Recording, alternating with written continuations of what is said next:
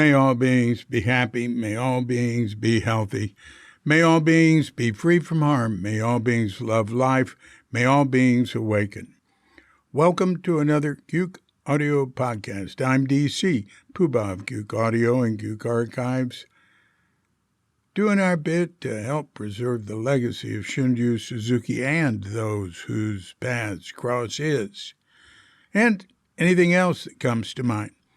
I pray that you and yours are safe and comfortable, free from economic hardship, and able to get out and do whatever it is you want within the limitations of the universal precept of do as little harm as possible. So today we have a guest, Vicki Austin, Shosan Vicki Austin, who is a teacher in the lineage of Shunryu Suzuki. Listen, I'll read you from her. There's a little page about her on the Zen Center site. And it says, Shosan Victoria Austin began practicing in 1971. She trained in the U.S., in India, and in Japan, and is entrusted as a Dharma heir in the lineage of Shunryu Suzuki Roshi, 1999, and International Soto Zen priest, 2005, and a Dharma teacher at San Francisco Zen Center, 1999. Some of her previous San Francisco Zen Center roles include work leader, Tenzo, Tanto, and president. Tenzo, you know, is the head cook. Tanto's like in charge of the practice of that center. You're the president of Zen Center. She co-led the training and participation of the Ryoban Ceremonial Assembly for the Zen Shuji 100th Anniversary Jukai in Los Angeles, a 5-day retreat in which over 100 people received precept, teachings, and vows. And she'll talk about that. And she's sort of an expert in how to do these ceremonies for an American, for a Westerner. And she has sort of managed and overseen many ordinations and many transmissions and lay entrustments. And anyway, you'll hear about it. And now back to what it says here. In addition to her deep study and daily teaching of yogic aspects of meditation in diverse settings, including workplaces, institutions, and homes, Shosan, now they call her Shosan, but everybody calls her Vicki, and she even makes a point of that in the podcast. Vicki serves as an Iyengar Yoga teacher, 1998, teacher educator, 2003, assessor of new yoga teachers, 2005, and right use of power facilitator, 2019. In her offerings, she emphasizes inclusion, accessibility, trauma, sensitivity, and appropriate challenge grounded in awareness of the possibility and presence of liberation. Aside from that, her practice starts off, I hate to give it away, but it's with a near-death experience. And she's not the only one. I've run across a handful of people who say that, and like they'd never thought about practice or anything like that. And then they had a near-death experience and sort of turned them around. There's more people that had a near-death experience on psychedelics who went, whoa, I got to take this seriously, and ended up studying Zen or, many other things. Anyway, so let's give Vicki a call. So when you hear the bell, if you're of such a mind, hit pause and meditate or whatever for as long as you wish. And when you're through meditating or whatever, hit unpause, and we'll be here to hit the bell to end the meditation or whatever. And we'll give Vicki Austin a call.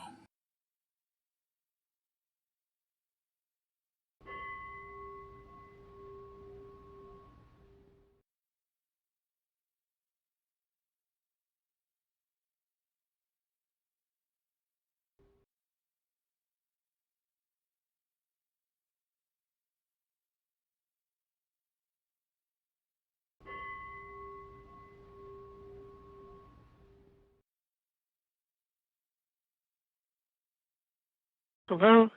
Hi, Vicki. How you doing? David, hi. I'm sorry to keep you waiting. You did not keep me waiting. So good. I wanted to call you as late as you could, you know. So I was initially I was thinking of calling you at 7, but you know, then I thought 7:45. Give me 45 more minutes to do stuff before I came up to my little studio and called you. So where are you? I'm in Sanur in Bali. Cool. So Vicki, what are you up to these days? A lot. Yeah. Let me hear. Well, you know, as you know, being a Zen priest is, you know, you have to think about life and what you're living for, and so I'm trying to stay close to that question of what is the beauty of human life, what is it about. And a long time ago, I made the decision to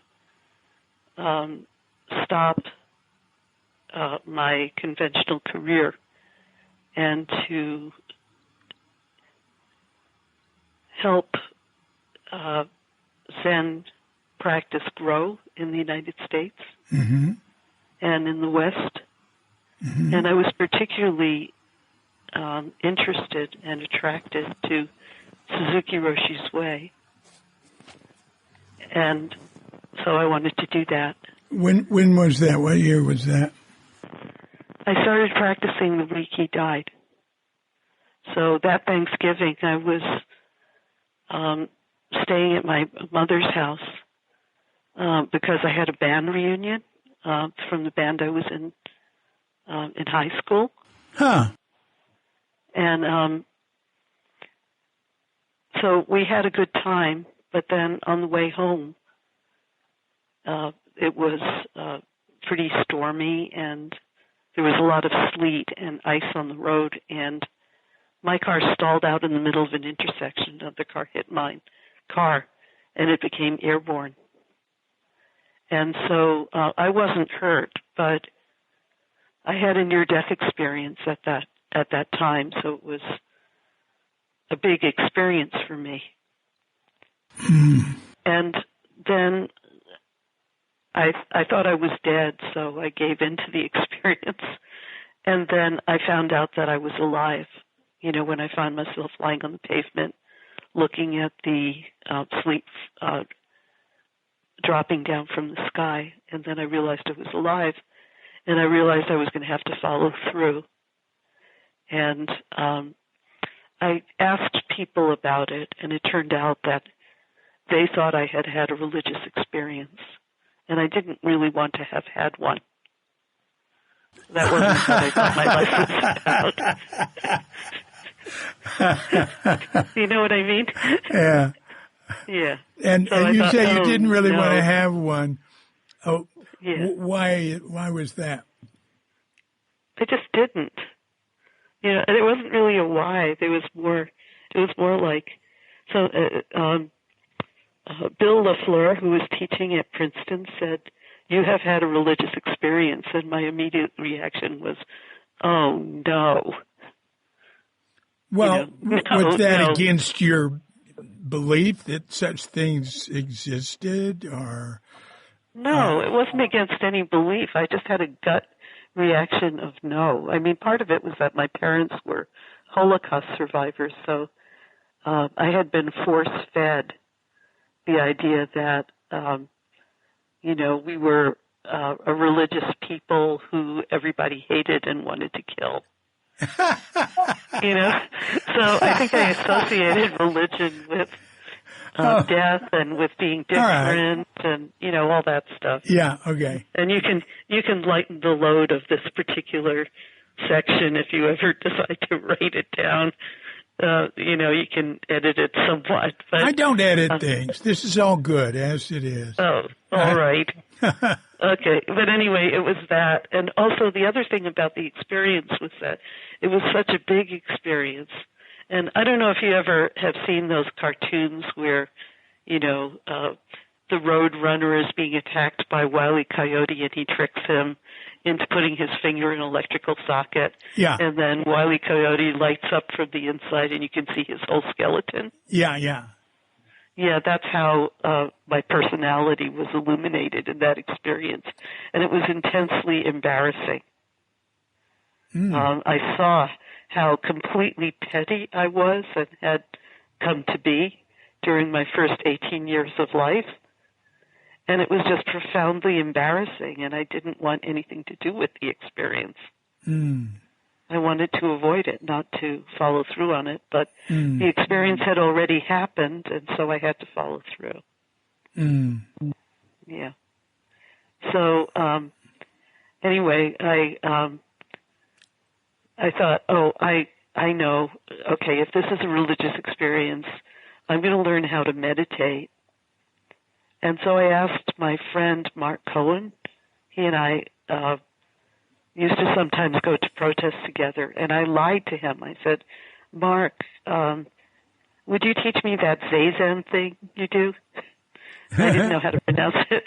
Would you teach me that Zazen thing? Because if we ever get arrested, I want something to do in jail. Yeah. So I lied to him. I didn't tell him why I really wanted to know. Well, that's all right. Yeah, and I thought I could just sit by myself, but as soon as I tried to do it, I couldn't do it. It was too hard. I would sit down, and then everything else would begin to happen, and I would remember that I had to write a paper, or that, my nose itched, or I had to go to the toilet, or whatever it was. And I would get up, and then later I would think, oh no, you didn't do it. You said you were going to do it, and then you didn't. And so then I thought, oh no, I guess I'm going to have to go to a group. And I really didn't like the group, because the people who were in the groups were a little bit strange, And so I started going to a yoga class and to the Zen group on the same day. And I wait a minute. Where were you living? Princeton. I was one of the early women at Princeton University. And you said you went to a Zen group? I went to a meditation group that had a Zen flavor. Uh-huh. Do you remember what it was called or where it was? Or and there was person in it. No, it was just somebody's group that they did in one of the residence halls, I think. Yeah, okay. I just remember a little room, and then I went to a Kundalini yoga class and did that meditation. And I read some Zen books. And so I was trying to sit zazen, and I couldn't. It was too hard. So when I went to the group, I didn't like doing it there either. I thought I would just, be able to go to the group, and then it would be easy to sit zazen, and I wouldn't need the group anymore. Yeah. But then I ended up hitchhiking to California and working for an architect, and then about a year into that, I realized I was lonely, and I ran into a young man I knew I had known in the creative writing courses in college. And where in California were you? I was living in Berkeley. Yeah, all right. Across from People's Park. Yeah. And working downtown in San Francisco. Yeah. I was doing bank interiors. And so I moved in with this guy, not really knowing who he was, and then I realized I had made a mistake. And so I was wandering the streets in desperation, and I saw this sign that said Zen Center. And I thought, I do that. And I went in, and Tom Cleary was teaching a Chinese class. Oh, it was wow. just about to start. And Chinese was my language in college. And I thought, wow, I'm going to take that class. And I went to take the class, and the other people in it were Reb and, Mark Alexander and, people who had been practicing for a while. And when is this? 75. Oh. So Yeah. from you said you started practicing the week Suzuki Roshi died. So Yeah. for 4 years you'd been Struggling along. Yeah. Okay. Yeah. Okay. I got it. So I was going to this weekly yoga class, and I was sitting for about 10 or 15 minutes a day and reading Zen books and, but trying you to had understand what the precepts were and that kind of thing. Yeah, but you had that near-death experience in 71, and that's really when your way-seeking path started then. Yes, and especially what happened was that I went to talk to a therapist about it after that. The professor said that thing about the religious experience. And I couldn't get out what the experience had been. I couldn't express myself. I couldn't find the words to talk about it. Yeah. And I was very excited about the experience. It was important to me, and I wanted to get it across, but I couldn't. And the therapist put me on large doses of Valium. Oh, what the hell? You didn't take it, did you? Well, I started taking it, and then I realized this is a real mistake, and so I flushed it. Jesus, how horrible! Yeah, God. But what that did to me was I thought, I'm not ready to talk about this. I can't talk about this. I need to do this for 20 years. I'm going to do this for 20 years, and I'm not going to talk about it till 20 years are done. And I kept that promise to myself. So I didn't talk about that experience again till 1991. Oh my gosh, that is something. That's great. Yeah, and I instead I thought I'm going to find out about this practice. I'm going to do it, and so that's what I did. I just made every effort to study it, and I'm going to use this. I'm going to use the experience as a kind of an inner compass. And I didn't know what I was doing, but I thought I have a somatic understanding of it because it's kind of like that game, warmer, warmer, colder, colder. Yeah. Where, mom hides something and then you toddle around and then she says warmer or colder. Right. And I could hold up my intention to the light of that experience and see if I was warmer or colder. And that's how I navigated practice and got closer to understanding what my intention was. But I never could explain it very well for a very long time. And actually, Zen Tatsu thought I was nuts. And, and he thought there was something wrong with me. And he kind of surreptitiously had me checked out by a psychologist friend of his. to see if I was okay or not. Who? And, So what do you mean psychologist friend is? Do you remember who? His name was Frank something. Oh, okay. Yeah. And he was asking me questions like whether I had supernatural experiences with my twin sister and that kind of thing. You had a twin sister? I still do. Cool. Yeah, she's. I have an are you twin fraternal sister. or identical? Yeah. Whoa! All right. Well, Yeah, I'd ask you that. She came to my ordination. Huh? You were there. She came to my ordination. I think you might have been there too. Anyway, we looked alike, and we were pretty close. Mm. So that's what I did. I just practiced, and I got ordained, and I did it. And then back in the 70s, I had been going to the potlucks at Berkeley Zen Center, so that when San Francisco Zen Center's apocalypse happened in 1983, after a while I began studying with Mel and with Reb, and eventually I received Dharma transmission from Mel. Ah, wow. And, all right, we'll keep going. Keep going in what direction? Anything you want. That's really good. It's very concise, too. My gosh. Well, for one, what have been the key elements of your life? I can think of some right now. Like what? Yoga. Oh, yeah. So what happened was, in the 60s, I used to march for equality and be in the protests and so on. And when I was in high school, I used to commute to Columbia.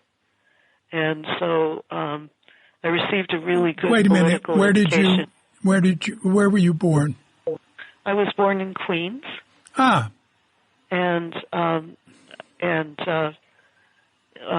I was about 1.5, we moved to Valley Stream, to an Irish Italian neighborhood, and where we were kind of exotic because we were Jewish, kind of European Jewish, and we had family all over the world. And so in high school, I was in the New York State band and chorus and orchestra, and then I was also in this very small band that played rock and contemporary music locally. What did you play? I sang and played flute. So we did everything with flute solos like Michel Mabel and California Dreamin' and we the flute I was playing was made by Philippe Merci in France, and it was bequeathed to me by a patient of my father's. And what did your father do? My father was he was a doctor. He was the University of Vienna class of 1939, and he was an anesthesiologist in England. And then when they got into America, he became a general practitioner. And so he was a school doctor and a general practitioner. And I used to learn how to say hello and goodbye and how are you feeling in a number of languages, and then I would write it out phonetically for him. And he would take the dogs and do house calls for $5 a pop for anyone over 50. Huh. And he died in 1974 of basically from Holocaust bitterness. So there was a lot of suffering in my family. My mother had a lot of survivor's guilt, so I'm named for Victoria Amy. I've kept my English name instead of using instead of what? My Dharma name. A lot of people use their Dharma names when they're ordained. Oh, yeah. But I decided that my name is or should be part of my Dharma name. What is Victoria is not very Jewish. No, Victoria Austin doesn't sound Jewish at all. No. But the people I'm named for are Avigdor. Avigdor was my mother's 32-year-old brother who was killed in Buchenwald. And Avigdor was an interesting young man. So when my mother was sponsored by a Quaker family to escape on the last Kindertransport, the Nazi official said that they hadn't paid for her ticket, and Avigdor ran home. He had saved the sweepings. He was a goldsmith, and he would melt down the sweepings, or kind of anneal gold from the sweepings at the end of the day. So he plunked down gold and asked the Nazi official if that was enough. And so my mother got on the Kindertransport, and Victor died. He was taken to concentration camp and died. So that's the source of my name. Victoria is from Avigdor. He was also an interesting guy in that he studied Esperanto, and he believed in the idea of a universal language and kind of the human race could speak a common language as well as their individual languages. Yeah. He was a vegetarian. Yeah. And he used to jump from some big bridge into the Danube, and he was adventurous. And then my middle name is Amy, and that is from Amalia, and that was from their mother. And she, when Avigdor turned up missing, she went looking for him, and she was captured and exterminated as well. So I decided that those names need to be part of my name, and so I'll keep them. Yeah. And so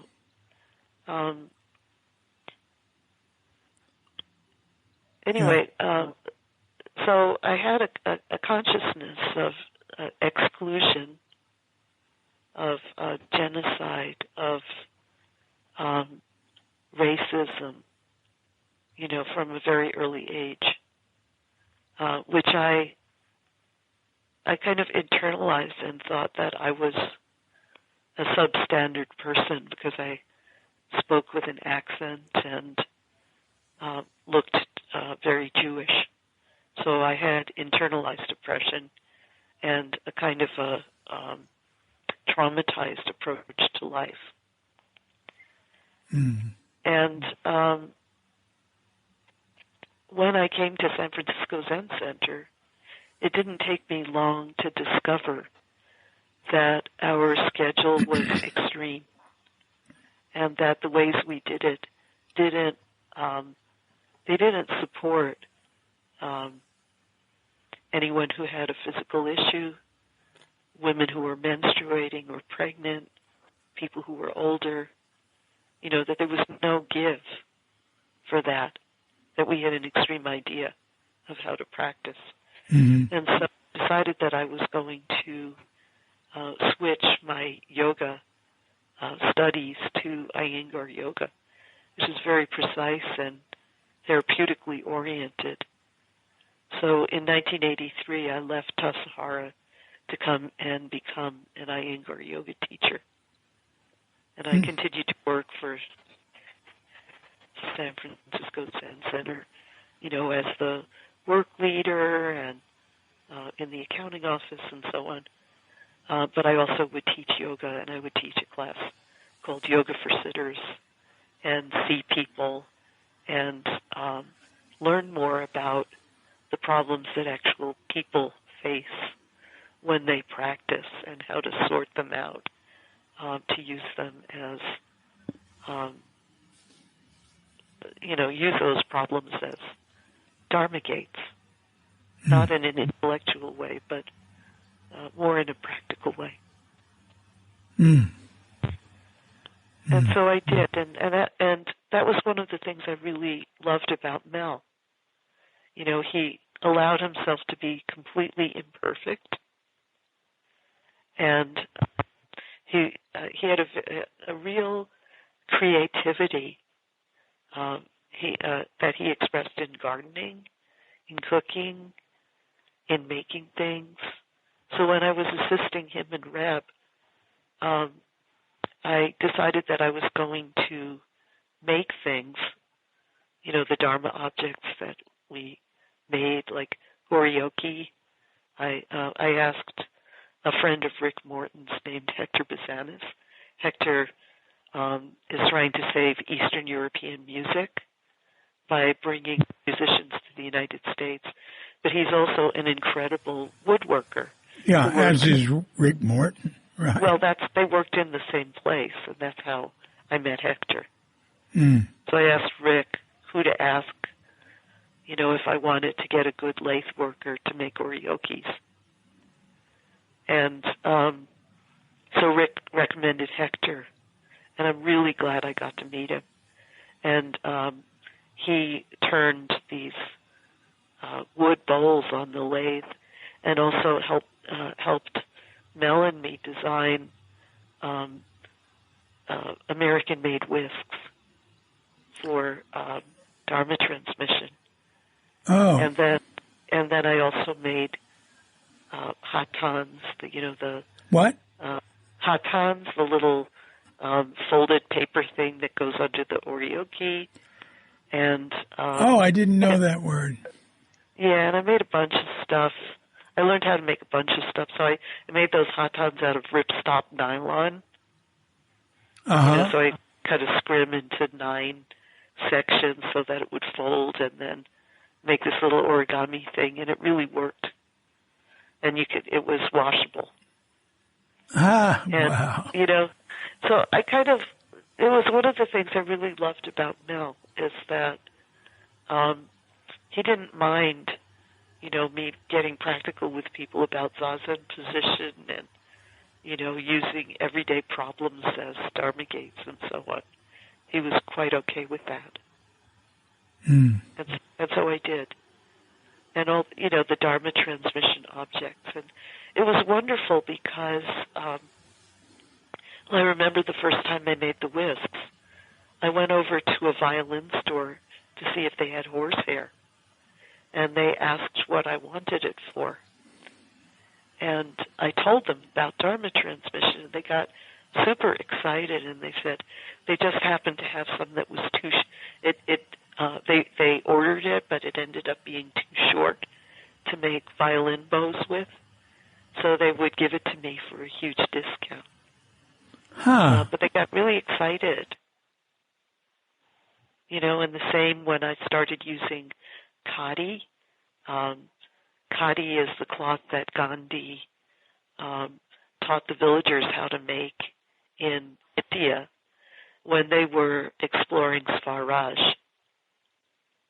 And Swaraj means self-rule or self-determination through truth, satyagraha, holding to truth. So his idea was that because Britain was trying to force domination of India by making Indian people turn their cotton in to be remade into gingham and calico and stuff, and then the Indian citizens would have to buy it back from Great Britain at a vastly increased, inflated price. Right, so Gandhi decided that he was going to spin and make cotton and make it into homespun. And he did, and that cloth is still being made today.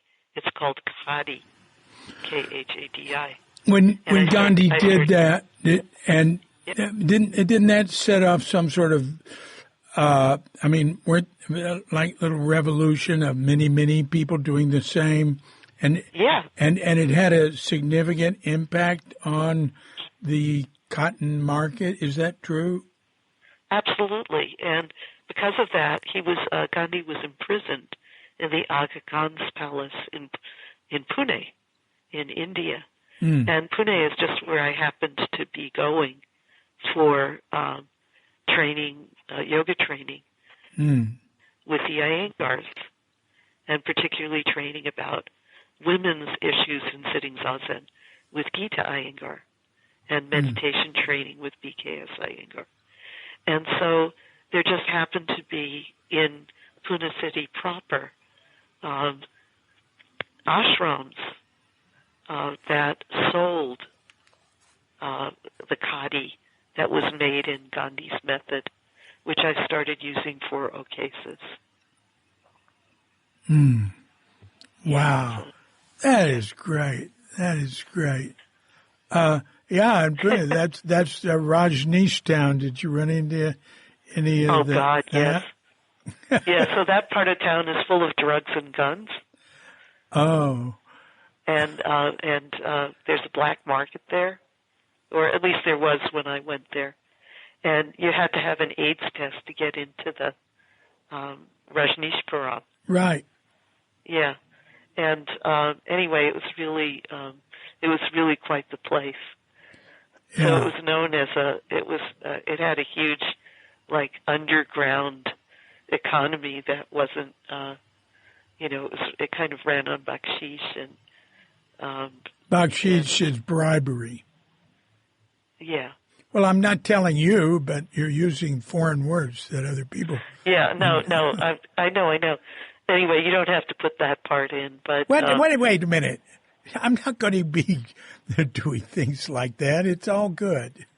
Okay, but still, I don't want to make accusations that are just suppositions. So I don't really know that it was run on bakshish. I just you said it was the rumor. That's good enough. Yeah, it's a rumor. Don't worry. Okay. Look, everybody knows about Rajneesh's trip there and everything. I didn't go in because I didn't know it was like $20 to get in. It was too much money. Yeah, I know. It was way too much money. But did you go to the German bakery across the street? It was really good. Oh. Yeah, so I used to go there because they actually had bread, and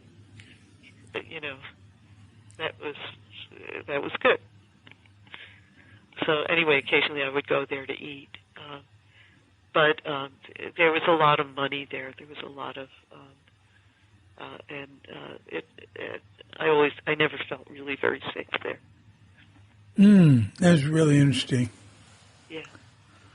Huh. So let's see, what else? Besides training in India with the Iyengars, I also got very interested in international Soto Zen because I feel that it takes like 500 years to transmit Zen. That as Suzuki Roshi's living presence becomes known by fewer people because people are aging out. I think that we run the risk of turning Zen practice of doing Zen practice in our own image. Yeah. And turning into the life that we're actually trying to have insights about. We run the risk of remaking Zen, not in enlightened ways, but in ways that are very strongly limited by our biases. Yeah. And so I wanted to continue to study with Japanese teachers. So I did, with Indian teachers as well. Wait a minute. Would you please give us some names? Well, I don't know if you remember that in 1991, there was what's called a Tokubetsu Sesshin at Tassajara. Right. And I was assisting to make that sesshin happen. So the person I assisted was Sayakawa Dosho, and who was later part of the practice leadership at Sojiji. And he was also part of the practice leadership of South America. Mm. So he was the bishop of South America for some time. Mainly Brazil, right? Yeah. And he was a really kind, he was really lovely to work with. And I continued to study. So there was another one of them in 1995 at Green Gulch. And a lot of my Izumi Roshi students came. Yeah. And the Narasaki Roshi brothers came, Yeah. both of them. And, there were a bunch of American teachers who had studied in Japan. And it was basically an outgrowth of what used to be called the second generation group, but it wasn't second generation anymore after a while. At that second Tokubetsu Sesshin, Mel and Tetsugen and a couple of other people started SZBA, the Soto Zen Buddhist Association. SZBA. Soto right, Zen Buddhist sure. Association, right? Yeah. So, I roomed with Wendy Egyoku from ZCLA. Oh, yeah. I really like her. We did a lot of that stuff. And eventually I went to Japan and went to a kind of boot camp that they did for those of us who were doing Zuisei in Japan.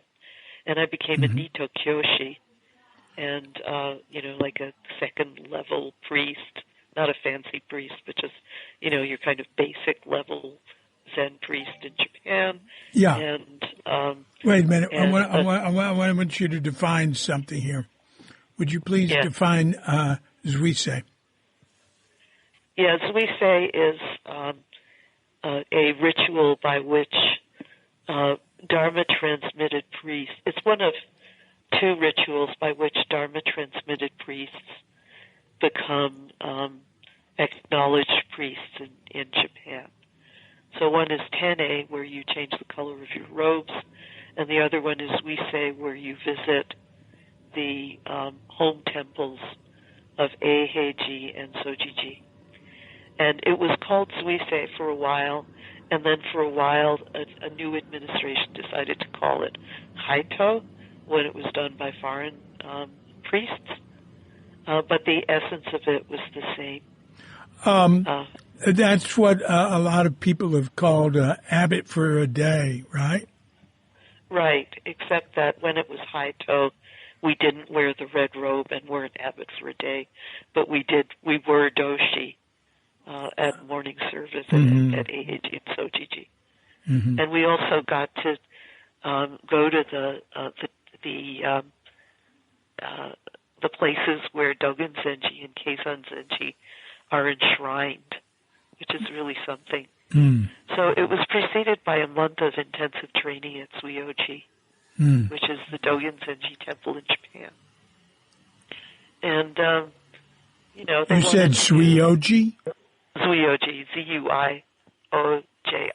Is that in Shikoku? It's Niigata. It's like it's on the, it's on the 22 temple pilgrimages. Right. Isn't that Narasaki's temple? Yeah. Narasaki's temple. Which one? It's which one? It's just called Zuioji. No. Which Narasaki? Both Narasakis. Oh, they're both associated with that. I wasn't sure about that.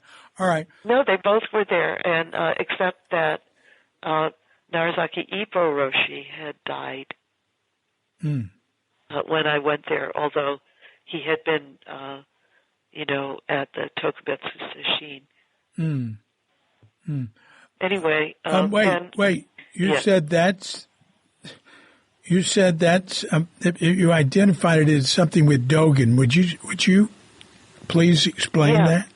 Say it again. Of course. So that we read the Shobogenzo like as if it's just a profound document of philosophy, but they use the Shobogenzo as a manual for practice in a monastery. So they do all the things that are in the Shobogenzo. So that thing about how to wash your face, they do that. the thing about how to go to the toilet, they do that. The Tenzo follows the Tenzo Kyokan. The Rokuchiji follows the Ehe Shingi. They do all those things. Mm-hmm. So it was very, very interesting. What was so interesting, though, was that, there were a lot of things that I think people would be upset if I talked about, so I won't. But one of the things that they Good let me Lord, come on. no, I'm not going to talk people would about be that. upset if you talked about it. So you want, what do you want, just the nice side of things? No, it's not like that. It's like there's stuff that's personal. Oh, all right. That's okay. You don't need that. But if it has to do with institutional development or the general culture of a place or problems like that, no, it's not you about should that. bring It's it. like, It should be brought let's up. just say that we were a rebellious group, and we got strongly disciplined for it, and they decided to let's say suspend the program after we graduated from it. They did decide. They did decide to do that. They did decide that. Come on, this is nothing personal. This is important. Yeah. What do you mean you think were? it's important? What do you mean you were rebellious? Well, we weren't model Japanese Zen students, and we questioned authority. Yeah. In various ways. And there were some things like some rules that Americans would find really inappropriate. Like, for instance, if you couldn't sit on a zafu and you needed a chair, you would always have to sit in a chair. You could never sit on a zafu. You would always have to sit the same way. Yeah. I'm sure you're familiar with that. Well, I'm familiar with that sort of thinking. But go on now. This is important. Okay, but I think that the highlight of it came at the end of the month when, let's just say that one day people who were in the Tokubetsu Sesshin broke a rule. I can't remember exactly what rule it was, but it was bad. And it was seen as culturally bad. And maybe there might have been a buildup of little rule breaking or not understanding or something, but they suspended our 4 and 9 day privileges. We had been going on field trips, and from then on we couldn't go on field trips. We had to stay home during 4 and 9 days and just be in the temple and do, kind of culturally improving things, which as adults we didn't like. And so I think the essence of the cultural conflict is important to state. So what happened was after the whole Tokubetsu it wasn't Tokubetsu, it was a month-long training, kind of like a boot camp. After it was done, they sat us in a big circle and asked for feedback. And one of the people said, we're grown-ups and we're teachers. It would be nice if you treated us that way and not like new monks. And so there was a silence during which I heard 2 of the Japanese administrators whispering to each other in Japanese. And they were saying stuff like, honey, you're in our country now. Yeah. Right? So there was a cultural divide, because what the Japanese monks really wanted us to learn was a kind of a civilization, kind of an etiquette of respect. Yeah. And they wanted us to learn, that whole piece of Japanese culture in which you have a public face that's geared towards the collective education or collective atmosphere as the most important thing, and the individual is subject to that. Yeah. So the harmony of the situation comes first. Yeah. And the Americans didn't understand that was the value, that we were not just supposed to intellectually understand, but actually do as a kind of prerequisite. It was a cultural training. Yeah. So the Americans, several of the Americans did learn the forms and knew the forms really well. But there was a basic sense of friction about respect and what it was and what it meant. Yeah. Yeah. Yeah. The book I wrote, Thank You and Okay, An American's Influence. Yeah, I remember. Well, yeah, I love that book. It's a lot of it. It's about Zuyoji. Yeah. That's the character Norman in it is known in Chowani, and a lot of the really? stories are his extreme frustration of practicing for several years there, and he was rebellious, but he did it, and he was rebellious, and so I've heard a lot about Zuyoji and that. And, I was at, what was it called? Shogoji. The little, they tried to make an international temple. Yeah. And it didn't last long. And, but it was there, it was good. And I became very, very close with monks there. And Kanagiri Roshi was there when I was there. Yeah. But I would hear things like, at AHG they do it this way, but we do it the way Dogen did it. And there was a real sense of we're doing the real Dogen practice. Yeah. Yeah, that's right. And, of course, Nonan had, let's say, a very hard humor about this whole thing. Yeah. So, so... He stuck with it. Lot. He stuck with it. He stuck with it. He was stubborn. He said he was Midwestern stubborn. Boy, yeah, but he gained a lot of respect from people. He was incredibly rude to I don't remember which Narazaki. I get them mixed up. But he spoke his mind. And I don't know, somehow they worked it out over several years.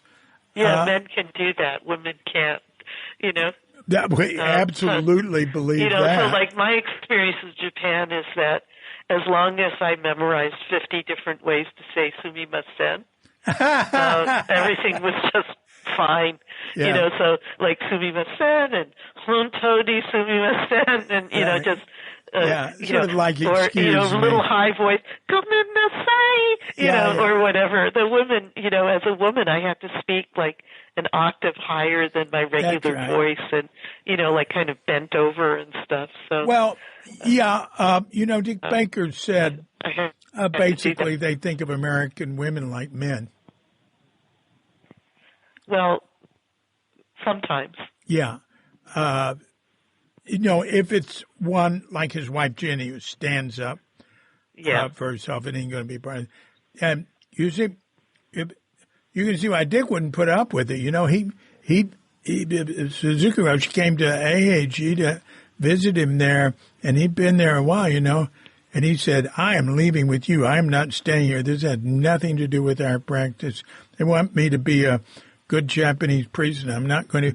Suzuki Roshi begged him to stay. Please just stay one practice. Well, yeah. And he wouldn't. And just the whole thing about completely skipping out on the offer to study transmission with Noiri Roshi. That was a huge mistake. Well, you heard about that, right? Go on and tell me. Well, no, my understanding about it is that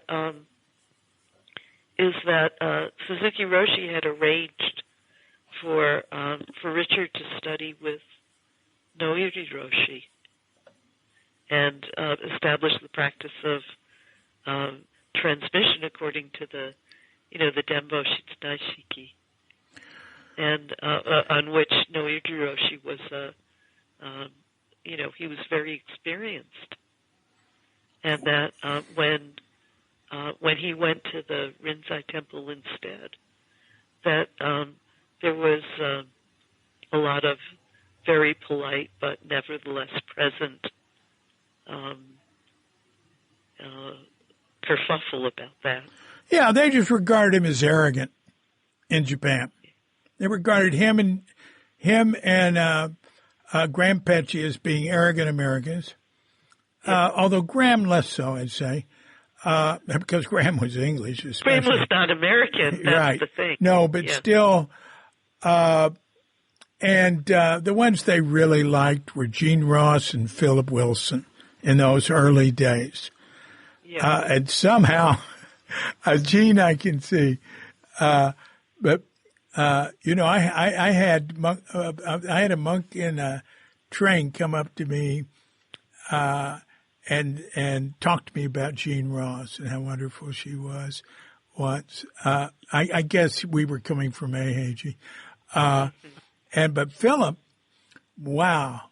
I mean, well, I'm sure they loved you. They loved Philip, and I'm sure they loved you for completely different reasons.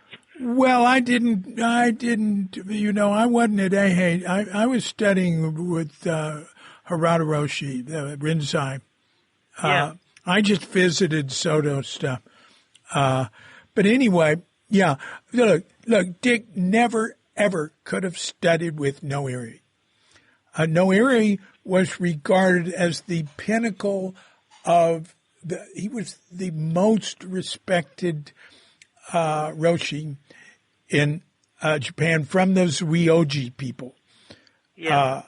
He was it, and to them he was above Aheji and all that. And of course his temple was right near Rinso-in, and he was Hoitsu's teacher, not Suzuki Roshi. I asked, Noiri was too old for me to meet when I was there. I asked Hoitsu if I could meet him. He said, I can't even meet him. Look, Jeff Broadbent lived and studied with Noiri. And I think if you hear what he has to say about it, it never, ever, ever could have done it. For one thing, Jeff spoke conversational Japanese, Right. And you probably had to. Well, Jeff lectured in sociology extemporaneously in Japanese. Dick didn't learn Japanese like that. Oh, my gosh. No way. That Dick absolutely could not have done it. And for Suzuki Roshi to have thought there was a chance in hell for Dick to have done it just shows he was a lot of wishful thinking on his part. He didn't just think there was a chance in hell. He asked him, and Noiri Roshi said yes. Well, yeah, but he wouldn't once it got started. He couldn't take it. It wouldn't have. You think it just wouldn't have? Oh no! It wouldn't have taken. Yeah. No. Look, it takes very special people to put up with that stuff and go into it. And they can't say things like, I'm an American teacher, I want respect. That's not the way they do things. If you go somewhere to study something, they regard you as a baby. And, well, tell me about it. Yeah. I was the one, who as a woman had to bathe in the dregs of the bathwater, for instance. I was the one who had to clean that tub out after a billion young men used it, right? Why is that funny? Pardon me. Yeah. I guess it is funny, but still, you know what I mean. Yeah. Oh, yeah. Maybe it wasn't funny for you. Well, look, Sogenshi, where I was, Harada Roshi was completely respectful of women. Men and women practiced together there. His number one student was a woman. And he was very traditional, old-fashioned in many ways. He just happened to have had one of those personalities that was very open in many ways. Yeah. Like Suzuki Roshi, different, but people would come in and talk to him, and I would bring in people and talk to him like Yvonne would introduce Suzuki Roshi to stuff about American Indians, and he would be interested. Yeah. Well, Harada's that way. That is not usual. You know? No, it's not. Hoitsu is actually incredibly special. Yeah. So he is. I loved being at Rinso-In, and, I don't know if you were ever there for the temple fair. No. I've just been there to visit and say hi. Okay, so Blanche did 2 month-long intensives. And the first one was just women. The second one, Mel and Blanche did together. They were like the odd couples. So Blanche always wanted to do Dogen Zenji's way and sleep in the Zendo, but she really snored. And Mel was like, "We're in Japan, let's see some art. Let's go out and look at stuff." Yeah. Anyway, it was humorous, and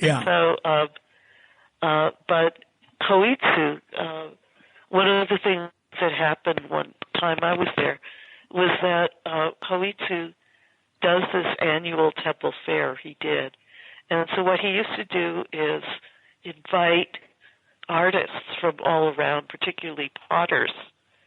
And where Shingo is living now used to be a kiln.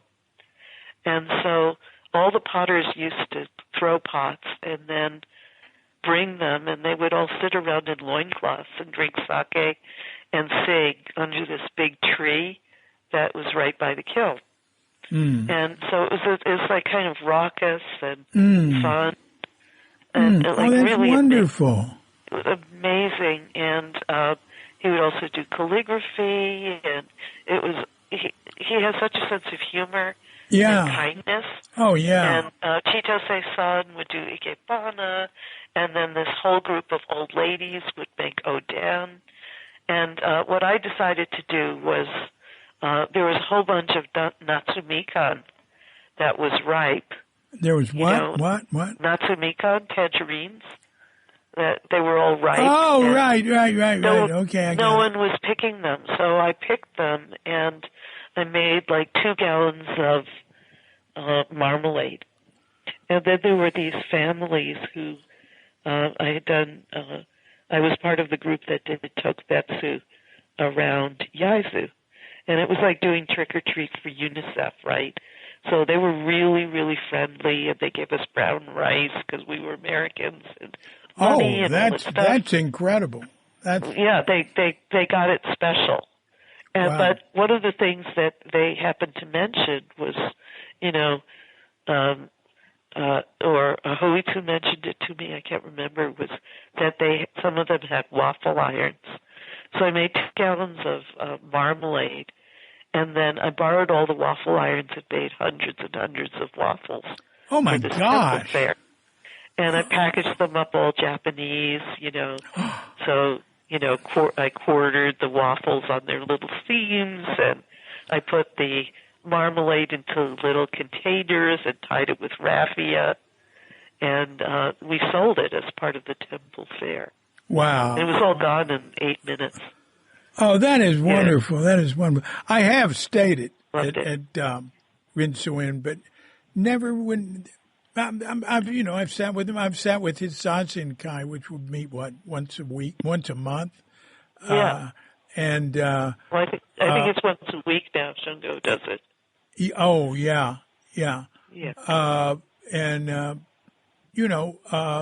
I've spent a lot of time with the family, but it would be like but once it was there to do research for Crooked Cucumber, and that was a couple of weeks. That's great. Although I had to go over thank you and okay for the final time during that period, Penguin FedExed it to me, and I stayed up all night going over it and FedExed it back.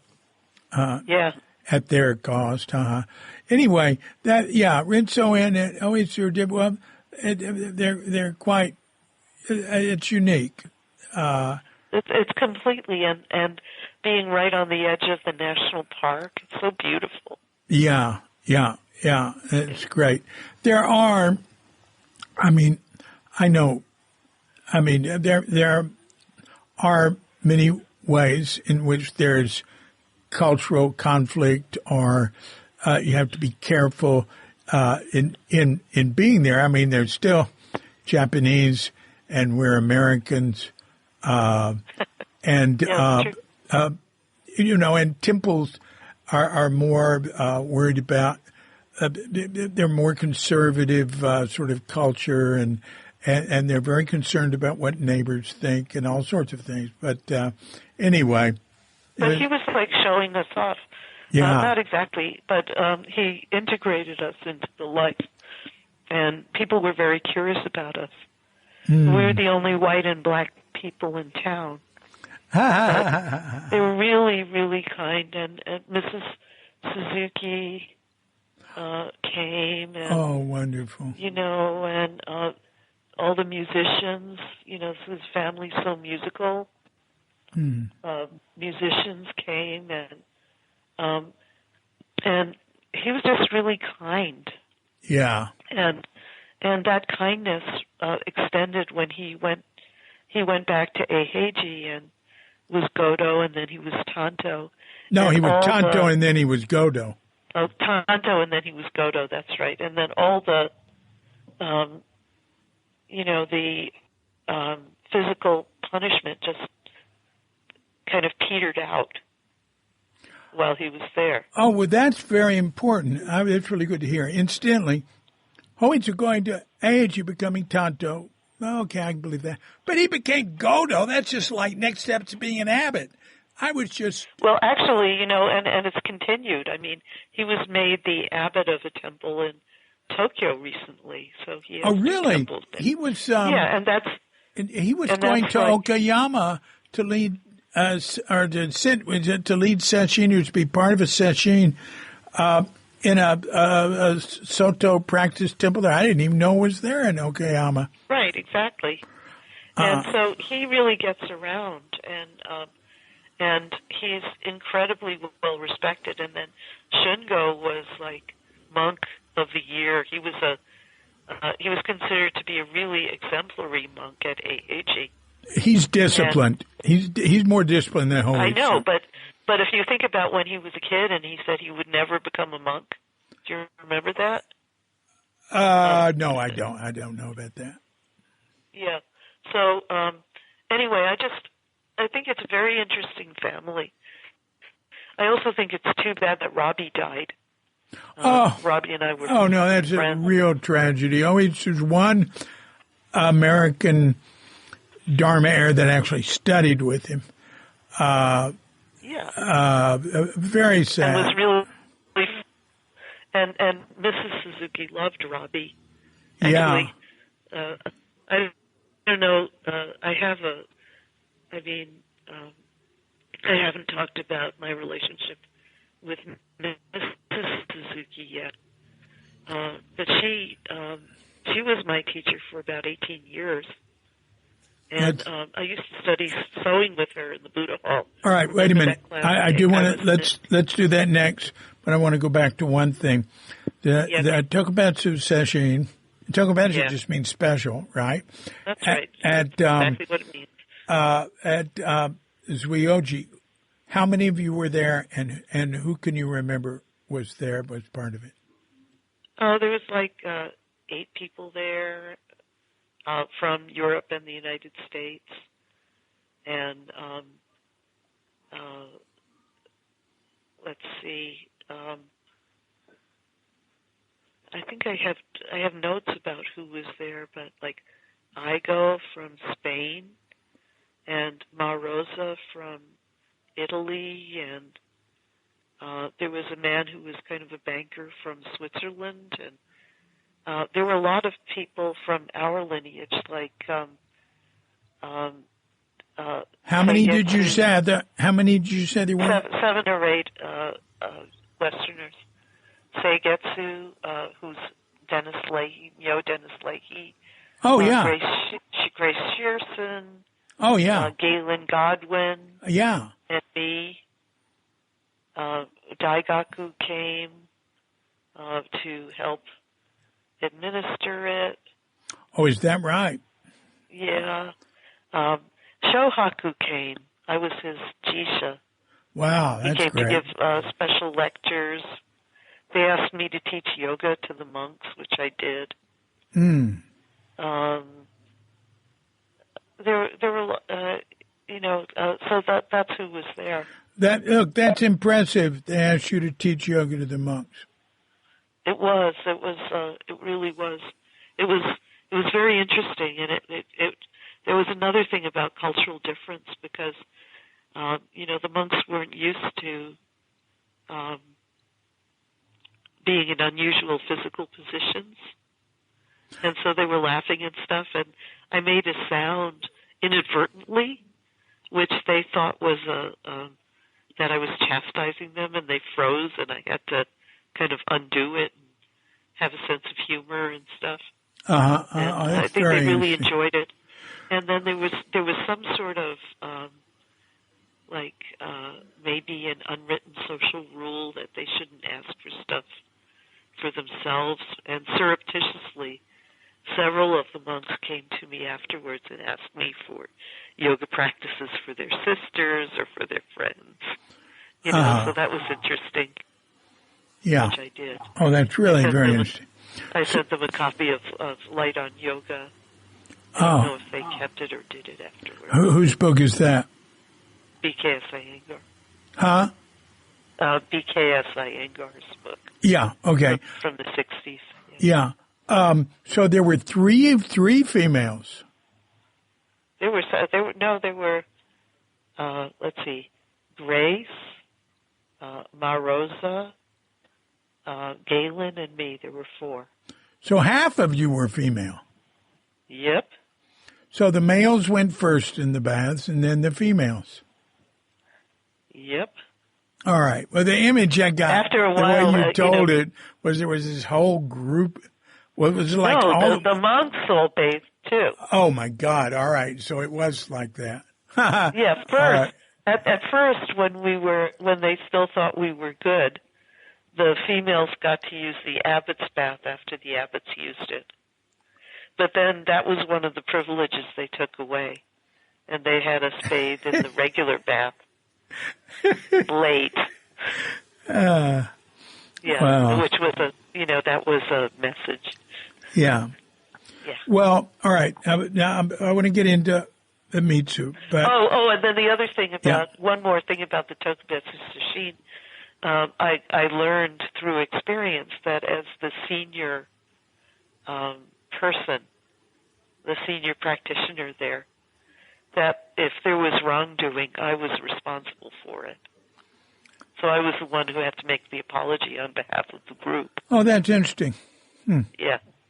And they had this whole apology ritual, which they didn't have me do, but they made sure I knew about, which was that if you did something that affected the community, it wasn't just bowing at work meeting. It was taking an incense box and going to the doans and getting an incense box, apologizing to them with a full prostration, and then going to every single person who had been affected, from the most senior to the least senior, making an incense offering and bowing, and then asking forgiveness from the whole sangha at Shosan. Yeah. So, this is, the people that have gone to Japan from America and Europe study Zen, there's a number of stories that, of course, I don't know examples, but basically it seems to me there are those that have gone to practice temples that adapted to Westerners, the Sogenshi, and I just lived next door, with Elon. I was a layperson, and I went over there and sat like 3-4 days a week. I had no responsibility or anything. You know, we were running a language school pretty much under the table. And then there's the two in Obama, Bukokuji and Hoshinji, both in the Harada type of line that Yasutani was in.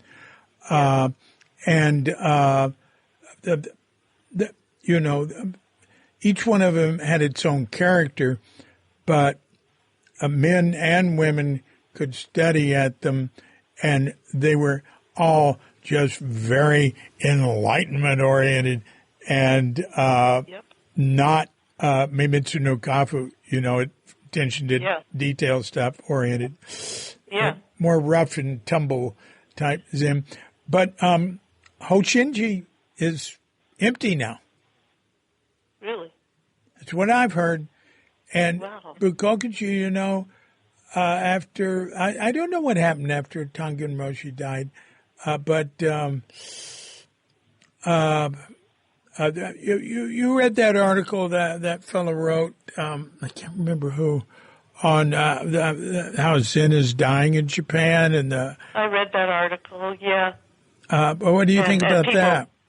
Well, and people think that it's become just more administrative and stuff. Well, what's really interesting, though, is, I feel like my experiences, on the one hand, maybe there's some truth to that, but I feel like my experiences there have been very valuable and have given me a real different understanding of practice. And I feel like even if there's only 10 people practicing Zen in Japan, or 5 people, or 1 person, that it's still a perspective that it's good for us to understand. Yeah, well, you're somebody that you're a person that took advantage of another way that people have gone to Japan, which is to immerse in not just a practice of Zen, but in the sort of cultural imperatives and pressures that the Soto Zen training temple will put one under. And some people have done well in them. Yeah, well, I didn't do it for long, but I still do a bunch of Soto Zen stuff. Like last November, we had a 100th anniversary kind of jukai in honor of the 100th anniversary of Zen Shuji. And over 100 people received the precepts. About 100 people received the precepts from Akiba Roshi. In L.A. In L.A. And I ran the Ryoban. And what's that? What's that? The Ryoban is the, nominally the kind of officers, but it's really the cast of thousands who's on the main platform doing the ceremonies. So it's basically it's the people who are on stage, who are not in roles like Doan and Jisha and teacher and stuff like that. So we're the ones doing the full bows and the chanting and the procession and stuff. And it was an amazing experience. So I have to say that the experience of working with Kojima Sensei and a bunch of the other people at Zen Shuji was one of the best community experiences of doing a work project that I've ever had in my whole life. So there was a sense of kind of inclusion and in what was important to them in their lives that that's pretty rare in a work environment. And I had a big success there, although it seems like a really little thing. So they wanted me to organize the Ryoban and rehearse with them over the course of about a year. So I started at the beginning of 2022, and we rehearsed until November. And we did it by Zoom because of the pandemic. Yeah. And I soon noticed that the people in the Ryoban were mostly 60 to 80 years old, and several of them had knee replacements or hip replacements or medical conditions. And indeed, during the course of the year, one of them died. So it was kind of, I did a survey to find out who could come for what rehearsals and how and what kind of physical accommodations might they need, and what kind of ceremonial experience they had. And I was able to get the Soto people to understand and accommodate through providing chairs and zafus for the Ryoban and the possibility of standing bows, and that you wouldn't have to use a chair the whole time if you used a chair. Yeah, right. Well, that's good. No, really, this was actually a success. This was a change from... Wait, really? You mean you're in America now, and still... No, we were doing this Japanese ceremony in a Japanese... temple. Like in a temple with sansei. But basically, there were a lot of sansei third there. generation. Yeah, and not Yonsei, sansei. Yeah. So a lot of old people generation. who are culturally really Japanese, and it was to honor the Japanese tradition, and there were a lot of Soto people coming there. And in this, there was a breakout ceremony in May that was another several days of ceremony, and the head of Sojiji came. So it was like, and the head of the education center and all those people who that person's article said, Zen was dead about. And they all came, and they were very kind of thrilled and moved by what we were doing. And Galen had an interview with Aoyama Roshi that was pretty widely publicized about women in practice. And I think that we're giving them new life.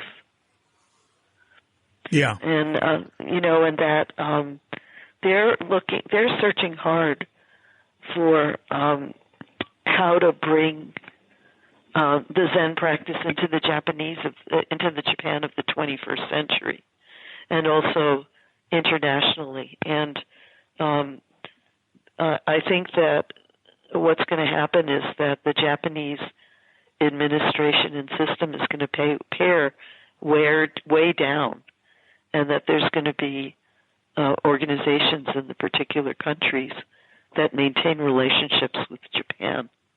Yeah. And I think that's super important. Yeah. Well, my understanding from what I have heard is that you know more about all this than anybody.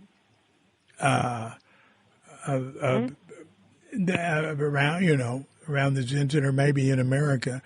And I can't remember who was telling me this.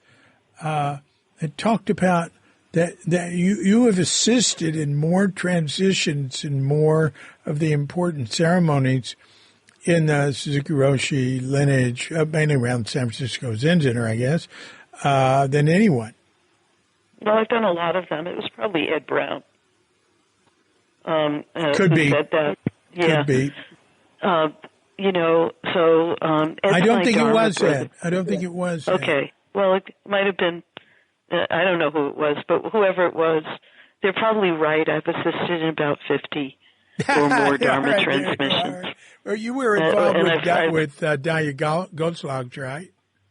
No, I just helped a little with hers, but I didn't really help because I had COVID. Then I had long COVID. Oh. I was supposed to be the instructor for it, but I didn't want to give them COVID, so I stayed away. That's right. So Arlene did it. Yeah. But I've done a lot of them and I'm actually going to Tassajara Thursday to, check out the red curtains and the lotus canopy and the big chair to see if rats ate them during the pandemic or whatever. And because Paul's going to give Dharma transmission to a couple people. Oh, that's and right. I want to check it out before I, kind of go to the hospital. Smart move. So I'm going to do that. But, I kind of, it's a really lovely thing to do, and Mel introduced me to that practice. And I did it for Blanche a lot. And even with Zenju's Dharma transmission, Blanche was already at Age Song, and I created a contract and asked Christina Lane here to witness it for me, which was kind of a kirigami that Blanche said, that first 5-minute ceremony really carries the essence of Dharma transmission. And she, her health was fading, and but that Zenju could consider herself to have received Dharma transmission from Blanche, and that I could finish it. And so I did. Yeah. And then I made walking to Blanche's part of the ceremony, and stripped down Blanche's room with the hospital bed and everything, and put a chair in it, covered the chair with a cover, and got someone in to dress her up in her robes and stuff. And so she did that ceremony, the first 5-minute ceremony. And then 9 months later, we did the rest of it. Yeah. Well, I did a lot with Mel, and people with various traditions. Yeah. Well, tell us about your relationship with Mitsu Suzuki, who, of course, we all called Oksan, and then later, which means wife, of course, and then later Mrs. Suzuki Sensei. Later. Yeah. And what were you saying then? Okasa. Well, that's true. Later she became more venerable, right? Right. And then Oksan's wife, Okasan, is like, what is that, grandmother? Yeah, grandma. Yeah, God. And then finally, Reb posthumously ordained her and gave her another name. But cool. Yeah, but she was. So I started in the sewing class with her, making jubans and helping, kind of taking apart robes and learning how to make kimonos and hiparis. And so we handmade them for some time.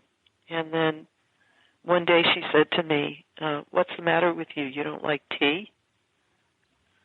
And I didn't know what she meant, but she meant that she wanted me to come study tea ceremony with her. Yeah. And so I said, yes, of course I like tea. And then she said, why, come and take tea ceremony. And I did. And I was very bad at it. And I was so bad that, she used to hit me with her fan and say, Vicki-san, every time, same mistake. Why you study tea? Or then, like one time she said, Vicki-san, next step, seppuku desu ne? So she suggested that I commit harakiri, right? Yeah. Yeah. I did something really bad. And then she That's also pretty far out. Like, I won't, she'd start teaching me something, and then she'd say stuff like, no, I'm not going to teach you that. I don't want you to go crazy, and I don't want to go crazy. That's funny. When you said seppuku, I thought, does that word mean something else? Is there No. another? Because there are, are words like Yeah, I that know. have multiple meanings. And then I No. thought, that was really funny. That's pretty good. Right, but then she would invite me over to have breakfast with her really a lot. And she would ask me to cut the grapefruit because that's what Suzuki Roshi did. Ah. And she would, I noticed that in the morning she would, she'd get up and then she'd make the little, after she had the stomach problem, she stopped sitting in the zendo for a long time. And instead she would just get up and she'd make a food offering to Suzuki Roshi and ring the bell 3 times. And then she would go down to the courtyard and comb out her hair. And she would say hello to each bird and each flower in the courtyard. And I asked her about it one time, and she said she did that because those were her friends. And what else? She had a wicked sense of humor. So another time she was coming for Blanche's, I think it was mountain seat. And I went to the airport, and Otohiro was there, and Suzuki's son, his younger son. Yeah, and I was lugging the luggage around and driving, and I got really sweaty and brought it up to her room, and she asked me if I would have tea with her. And we did. We had tea together, and she gave me this treat, and it was great.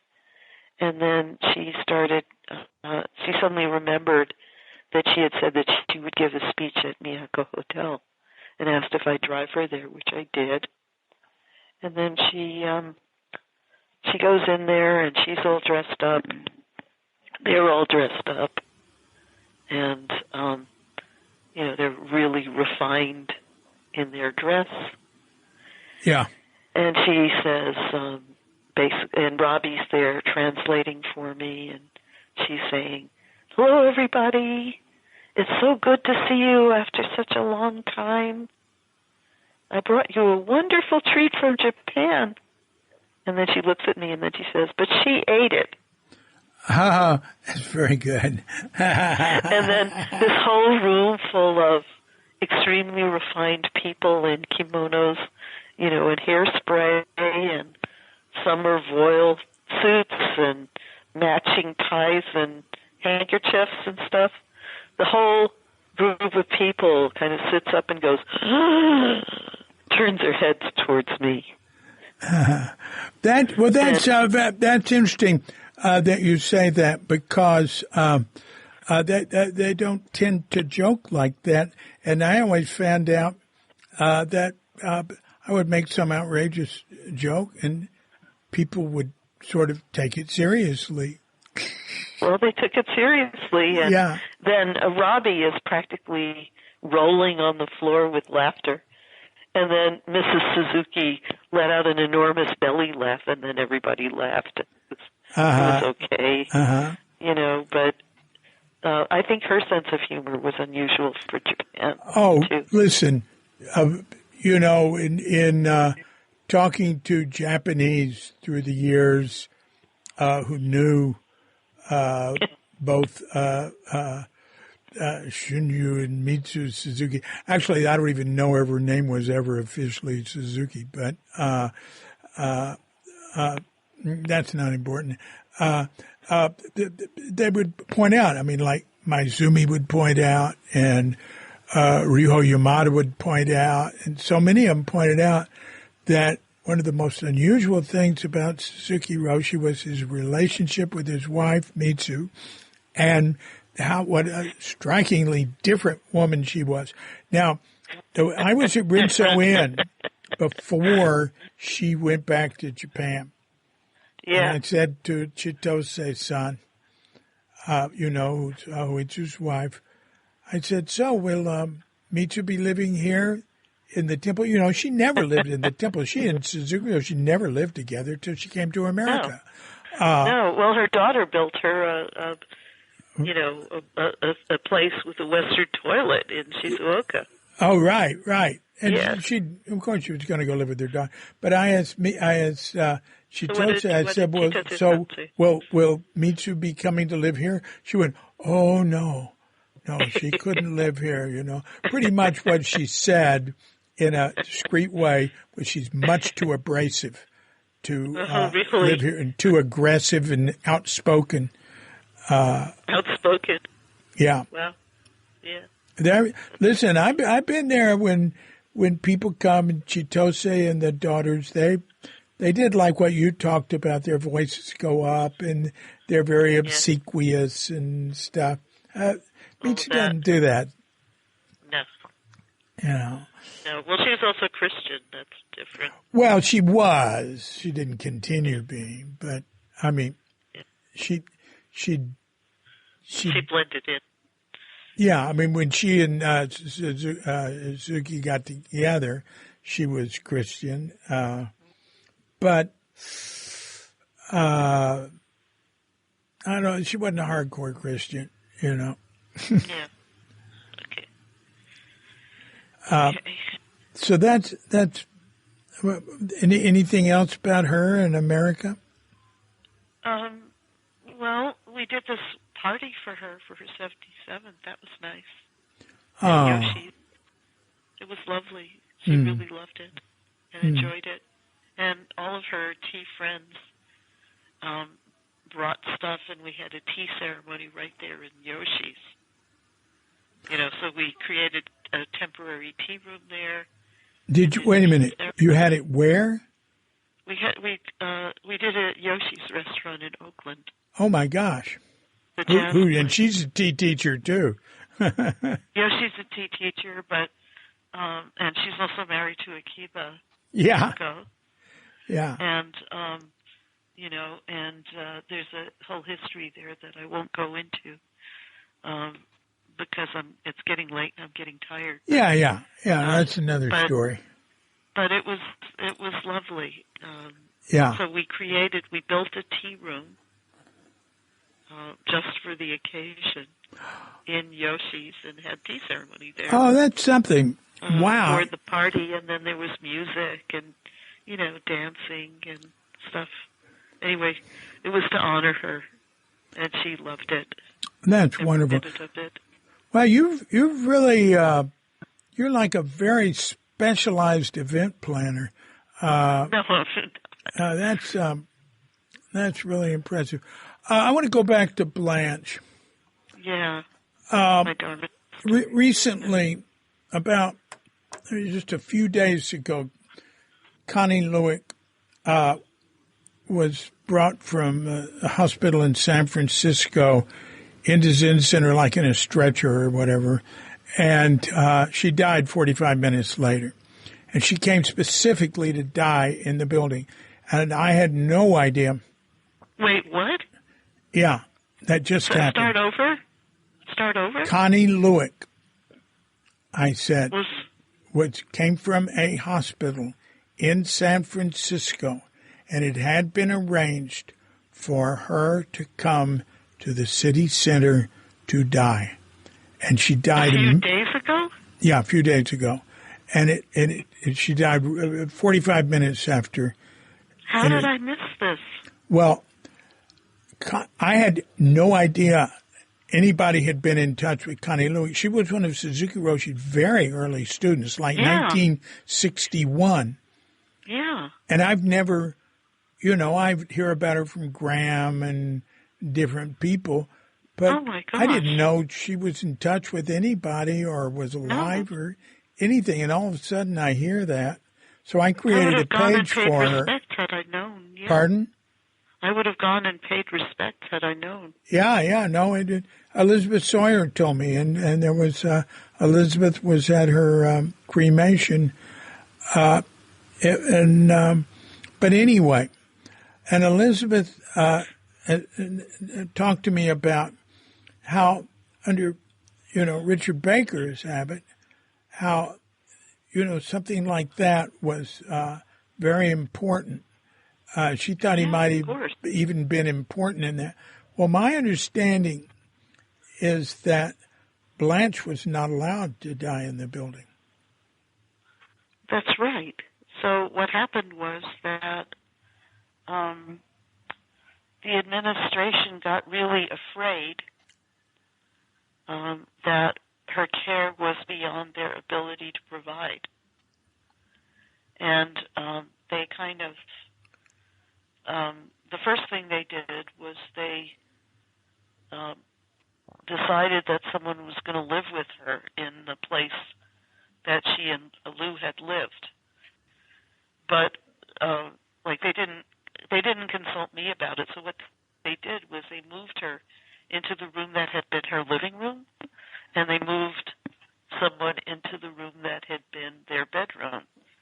So that contributed to Blanche's confusion, because they had redone the living room to, quote, look nice, end quote, and it didn't look anything like the room that she and Lou had had.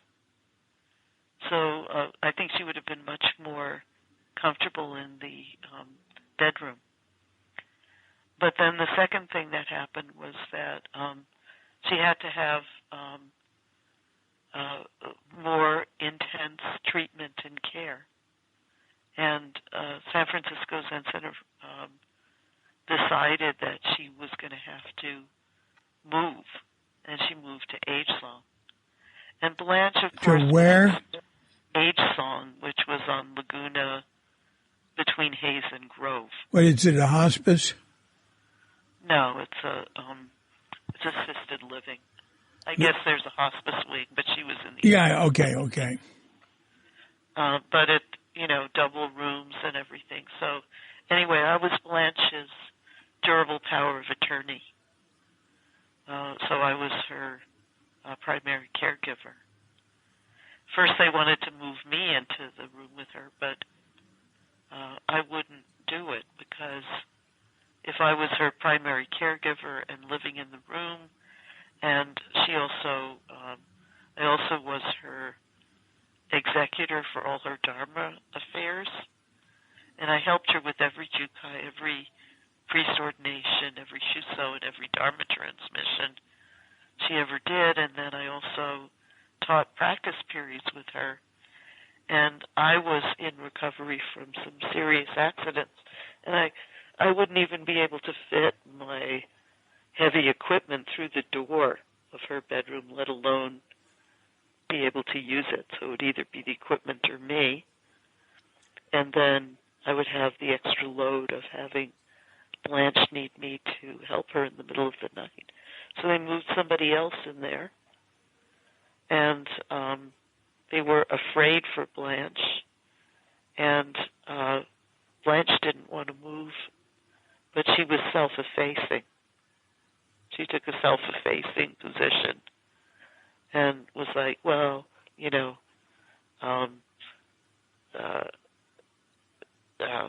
that's what they want me to do. And so she did that. And then she had to have a partial hip replacement, and she was in a lot of pain. Anyway, it was, Zen Center didn't want her to have accidents that were brought on by a lack of care.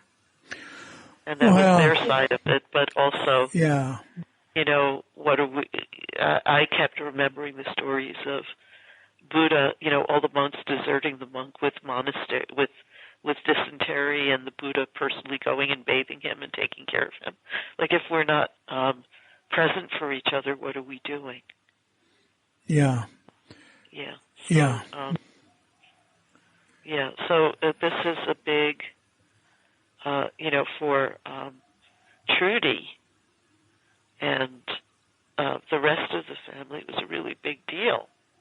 And for Blanche, it was a really big deal. She would have preferred to just age and die in place. Yeah. Yeah. Mm. And I had, I was just grieving so much. That relationship with Blanche was so important to me. She was my Dharma sister, more than my Dharma sister. She was one of my teachers as well. And the way she taught me was by including me in everything that she did in the Dharma. And also, she would get mad at me a lot because I would do things like I'd go and sit with her at her kitchen table to help her with her papers, which she never took care of by herself. So we would go through the mail, and make the stack an inch or two shorter, on Saturday afternoon. And she would get very mad at me because I would, when I was working on my own recovery, I gave her a book on that I had found really helpful called Organize Your Life in 4 Weeks for People with ADHD. And she was pissed. And she was really angry. Well, wait, I don't quite see what you did to get angry about. Well, it was a book that I had found helpful, but she thought that I was saying that she had ADHD. Well, that's just one thing, but wasn't there more to it than that? No, she was just insulted that I would, give her this book for people with ADHD. Mm-hmm. And then later she realized that she actually had it and was sensitive about it. Yeah. Well, that sounds like a modern glitch. Yeah. Anyway, Blanche was an unusual person. She was really, I miss her a lot. She was important to a lot of people. Yeah. Yeah. So I want to ask you what that brings up is, what do you think about the general health of Zen Center? Of course, we can see in what you're saying that it become, of course, much more institutional than it used to be. It's always been an institution, but institutions tend to keep building, putting more people in the office. I remember a forest ranger said to me, we used to have 10 in the field and 1 in the office, and now we got 10 in the office and 1 in the field. Just like that. Yeah. So I've always just been shocked when I see Zen Center greens, stuff I'm involved with. I mean, we started greens with a very minimal administration and everything was going fine. It just got more and more and more, and the cost of it was more and more. And Zen Center, and then Zen Center hiring all these outside people, right? Yep. I've heard numbers of outside people working for Zen Center. There seemed way more people that it would seem to me were needed to manage it. But I don't really know, I'm not there anymore. So, wow.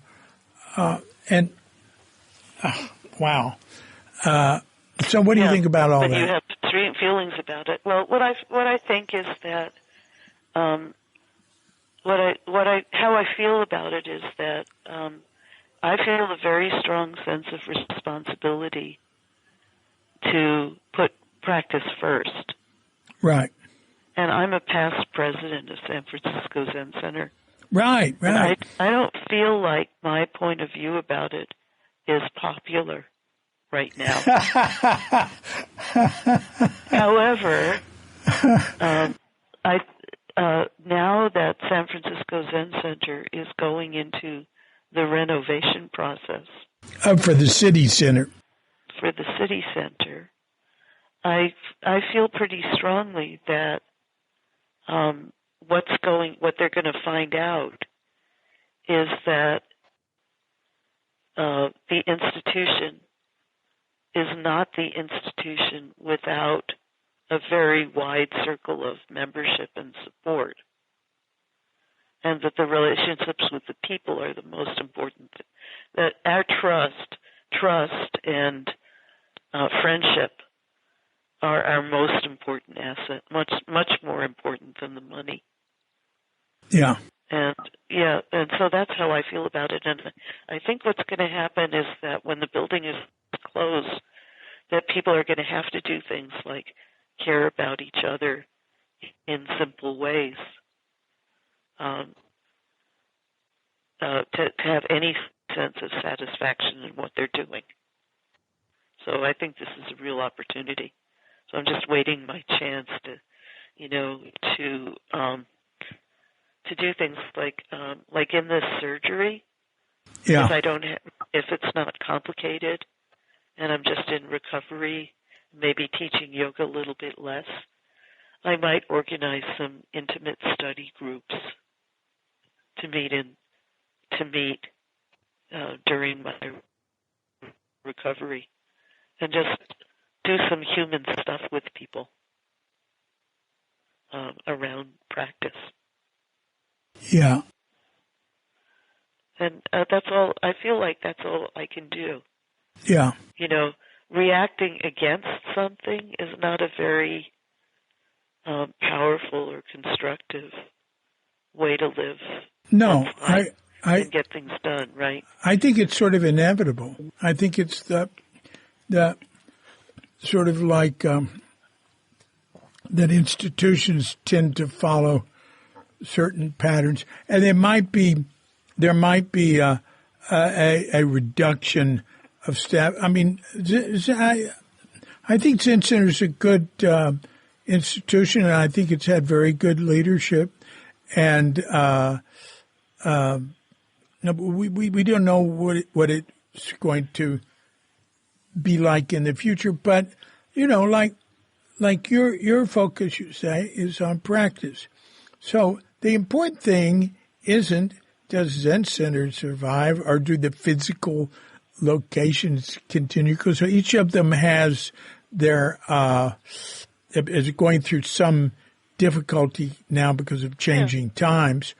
It's is the practice spreading? Is the practice available? Is right. It doesn't even have to spread? Is it continuing in some way? Well, I feel like if you take the vast wealth that San Francisco Zen Center has accumulated, and instead of seeing it as a problem, see it as Sangha treasure, it makes more sense. Yeah. So to me, it's a treasure store. Yeah. That, I don't have an administrative responsibility for, but I can feel Suzuki Roshi's eyes on me.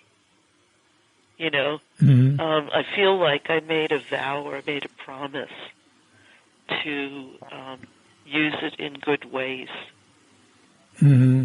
To kind of not misuse it and not use it for power or gain or right. Not just to not do bad stuff with it, to do good stuff with it. Right. So I'm looking for ways to do that. Yeah. And looking for ways to bring people, to bring people with me. Yeah. Are you? Do you have any concerns, or do you watch with some philosophical distance at the emphasis on all the sort of like up-to-date social social media? Well, not just social media, but all the new sorts of pressures in society around, how much people's identity is important in their practice. They identify as this or that, and I see a lot more of that right now. Yeah, I do too, and it has to be in balance. Like, so Suzuki Roshi followed Kishizawa Ian Roshi's understanding, which he kind of got from Banjin Doton. So there's this whole lineage of people who teach the three kinds of three refuges. And to me, there has to be a balance. Like there was a lot of time which I felt like in early practice we tended to kind of negate or ignore people's particular makeup and history and stuff, and with an emphasis on a very innocent, naive emphasis on the world of oneness and the world of insight.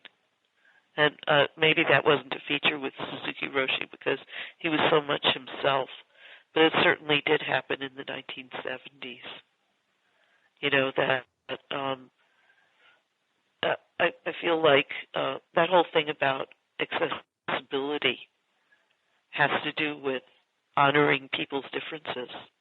And but it's not, I don't think it's the identities that are the problem. I think it's when the identity, the understanding of the person's identity or history fails to be balanced with an understanding of oneness and an understanding of skill. That's exactly how I feel, that the key word there is balancing. And I think it's true in America and institutions in general in the West. But yeah, that word balance, I certainly agree with that. Well said. Well, I agree with you. And I feel like it comes from music, right? So like people who play music or who sing or, you know, have a musical understanding know this through the body. You know that harmony has to occur. Even if you depart from conventional harmony, there's a relationship with it. You know that you've departed from it. You know what I'm saying? Yeah, and well said. Without that sense of like emotional roundness or emotional fullness, it's not really music. It's just sound. Yeah. And it doesn't matter whether you're expressing that positively or in the negative space between dissonances or whatever. It's always there. Yeah. Would you go back to, you talked about the three kinds of three practices? Or the three kinds of three treasures? Oh, yeah, treasures. The three kinds of three treasures. So what are that? Yeah, it's a basic teaching. So single-bodied, manifested, and maintained. So like Suzuki Roshi's lectures on the refuges are taking off on Dogen Zenji's Kyoju Kaimon, the essay on conferring the precepts. And so single-bodied is like Dharmakaya, in which awakening, Anuttara Samyak Sambuddhi is Buddha, and what is realized is Dharma, and the virtue of peace and harmony is Sangha. That's the single-bodied three treasures. So it's kind of like Dharmakaya. The manifested is kind of like Nirmanakaya. So historical Buddha, the teachings, and the people is Sangha. And that's historical body, self, the world of difference. And then the maintained one is the world of skill. So you said the maintained one? It's called maintained, so single-bodied, manifested, and maintained. But Maintain? Yeah, like maintenance. So it's like that's like Sambhogakaya. Keeps it alive. You know whether to bring in, universal or particular point of view at the right time. Yeah.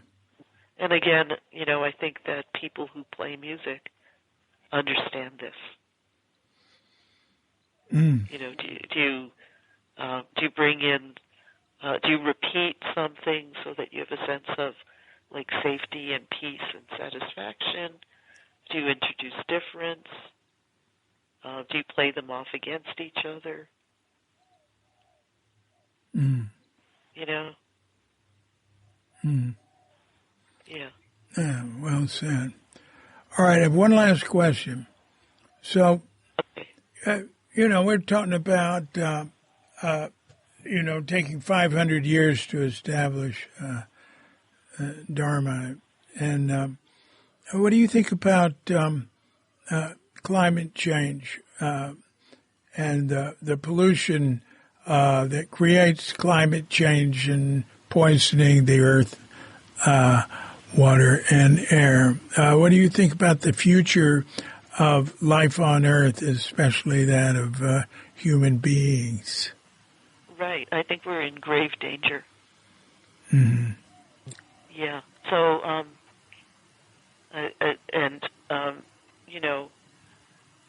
grave danger that we have responsibility for, and I don't think it's worth it to blame anyone. I think we're past the point where blame is going to do any good. That's right. Responsibility. That's right. Right. Yeah, and just the other day I was at Peter and Jane's place to help them with an ordination. Oh, down in Northbridge. And then Wow. I was going to stay Sunday, but after the ordination, but there was going to be Hurricane Hillary, and so the person I was with and I, instead of staying for breakfast, got up really early so that we could leave at 5 a.m. and outrun the storm. Yeah. And there's never been hurricanes in California. Yeah. But now there's like a slew of them all over. Anywhere that has oceans has the tendency for hurricanes. And there's this wonderful Zen teacher in Colorado named Kriti Kanko, who is she's a Rinzai Zen teacher who's a nationally recognized climate scientist. And during the pandemic, she and Chris Fortin and I did an event where we were trying to give space for Zen teachers to grieve what's happening with the climate. Mm-hmm. So almost like a ceremonial space. And what actually happened was that people started saying things like, well, I'm doing ceremonies on Zoom. How are you doing them? Well, I have this many meetings a week. And, it was kind of like that. Nobody wanted to notice climate change and grieve about it, even though they said that that's what they were there for. And but what I think about this is that it's really hard just to stay with the grief and suffering that we have enough to take responsibility and do something about it. Like if we had a sick child and started talking about our work instead of taking care of the child, it would be really clear. If we had, if we were sick and didn't take care of it, but just, got all busy and stuff. Anyway, I think that that's what we're doing with our, our mother, the earth. And so, I was recently in Australia. You were? My God, Yeah. you get around. Well, I go there every 6 months because I have a medical team there. Helps me with some injuries from accidents I was in. But this time, my sister, the sister who kind of raised me, a retired psychologist who's Australian, and she was born in England and she's Australian. And she... Wait a minute. You have a sister who was born in England? Yeah. Oh, I see. Oh, your 'Cause my parents were in England before they came to America. Yeah, they were refugees. Right. Okay. So anyway, she kind of raised my twin and me, and she's 80 now, and she had a birthday wish that she wanted to go to Uluru. So I said, hey, let's do that. Now tell us what that is. Yeah, Uluru used to be known by its colonial name as Ayers Rock. And it's this giant mesa, but it's not exactly a mesa because it was formed as layers in the earth and then through some geological event got upended 90 degrees or 87 degrees from the way it was before, and then the end got worn down. So it looks like a mesa, but it's actually has layers in the opposite direction from a mesa. Far out. I didn't know that. And it's bright red, and it's the spiritual heart of Australia. In the middle of the desert. In Right. the middle of the desert. Right. And so there's Uluru, and then there's also Katajuta, which is it's very, very large rocks about the size of, the smallest ones are like the size of City Hall, and the biggest ones are like the size of Golden Gate Park. And, wow. And they're big round rocks that look like bowling balls, and they make little like piles and mountains and stuff. And so one of those is the sacred site for women, which is Uluru, and the other one is the sacred site for men, which is Katajuta. Anyway, I went on a pilgrimage around Katajuta and went on a walk with some of the elders, went to a dot painting workshop, did a bunch of stuff like that, and then, so they're the first people, and they have a very different relationship with land and climate than we do. Mm-hmm. So their memory goes back 30,000 years, and it's an oral memory. And they have cave paintings of sea animals crawling up on land and becoming land animals. And right now in Australia, the government is considering this thing called the voice, by which the indigenous people would be able to comment on decisions that have an impact on the whole nation before Parliament passes those decisions. And there was this TV show called The First Inventors that's trying to get people to know the contributions of the aboriginals or indigenous first people. Mm-hmm. And so there's one episode where this young woman who's mixed race decides she wants to know more about her about that side of her ancestry, and she looks around, and there's this man that she thinks she can talk to. He turns out to be this 93-year-old guy who's going to tell her about the stars. And so he teaches her about 3 stars and about the Milky Way, how the Milky Way runs, and these 3 stars point in various directions. And then he Wait a says, minute, point what? Point to what? They point in different directions, like 2 of them line up and point west and so on. And so he teaches her 3 stars. Then he stops the car and he says, "Get out." And it's the middle of the night, and there's no moon. And she says, "What?" And he asks her to get out of the car. And then he says, "I'll meet you 2.5 kilometers due west." And he drives away. And she's afraid for her life. She thinks the dingoes are going to get her, or that she'll step in a hole. And then she sees some of the stars that he talked to her about, and she follows the star, and then she feels something different under her feet, and she thinks it's pavement, and then she sees headlights, and it's him.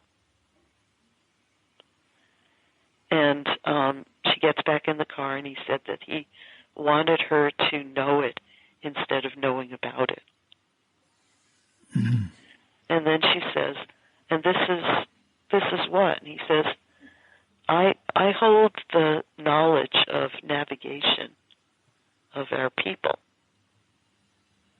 And she says, oh, so this is the information used to not get lost. And he says, I am country, I can't get lost. So I think we need to listen and understand about this kind of knowledge. And that if we do, it's like kind of like Joanna Macy says, that if we appreciate this kind of knowledge, that this is actually living in the world of practice, and that practitioners can actually we can open our hearts and mind to a kind of knowledge of the climate and of the earth and every being in it that includes us and has life, as a single body, in all of our individual histories and in what we do. Mm-hmm. Yeah, so it really was life-changing. I just spent a few days with them. But it turns out that the word that we translate as dream time actually means something more like dharma. So it's their law, and it's their understanding of reality and ancestry and life. So it was just, I can't even, of course, I'm not part of that culture, and you can only go to their towns if you're invited and stuff. But it really makes me want to learn more. Wow. Well, listen. Yeah. This has been most illuminating. Boy, you've covered a lot of territory. No, I hadn't been weird. It's been good. You've covered a lot of territory. And is there anything you'd like to say in parting? Yeah, I just want to say that I really appreciate what you're doing. I think that no one else is doing this like you are. And I just hope that you're healthy and that, and that Bali stays wonderful and doesn't get flooded and stuff. I just please take care of yourself. Oh, thank you. Thank you. And, yeah. Yeah. I am definitely doing that. Yeah, I've been under the weather for a couple of months, but I'm coming out of it now. With bronchitis and then pulmonary infection. But, I've got access to good alternative treatment and also very, very, very good Western medicine. I can walk to the newest hospital in Bali 20 minutes away, and I love it, and so efficient. And I really appreciate the help I've gotten from them. Feel pretty good. And I really enjoy doing the podcast, and none more than this one. Oh, thank you. And to be continued. Yeah. I'll see you. Yeah. Love to you. You take care. I really appreciate it. Okay, I'm sending good things over the phone wire. Yeah. I've been speaking to you on my 1970s Princess phone. Oh, well, that is wonderful. Well, I wish the best of health to you, and may your Dharma spread wide. Same to you. I'll see you. Take care. Okay, take care. Good night. Bye. So thanks a lot, Vicki Austin, Shosan Vicki Austin. That was really interesting. I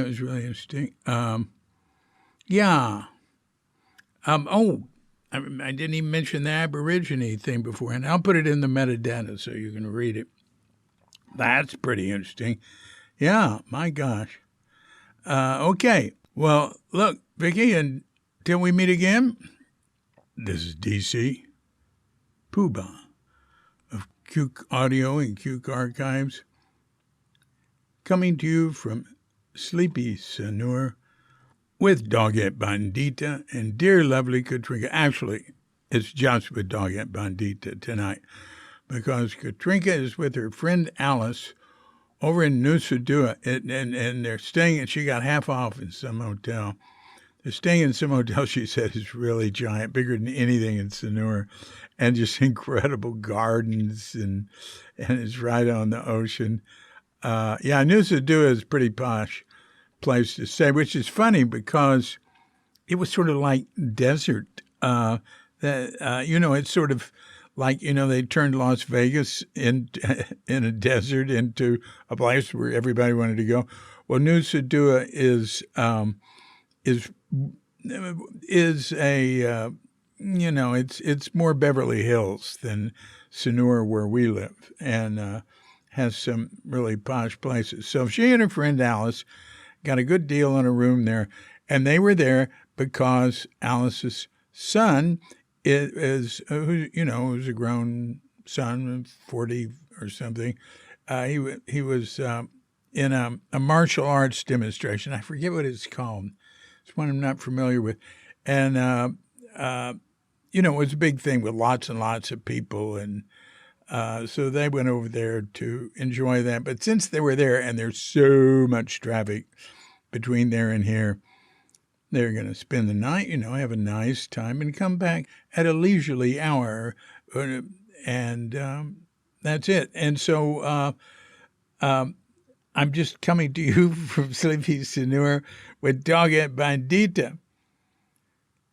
And we're wishing you and yours and all of us a grand awakening.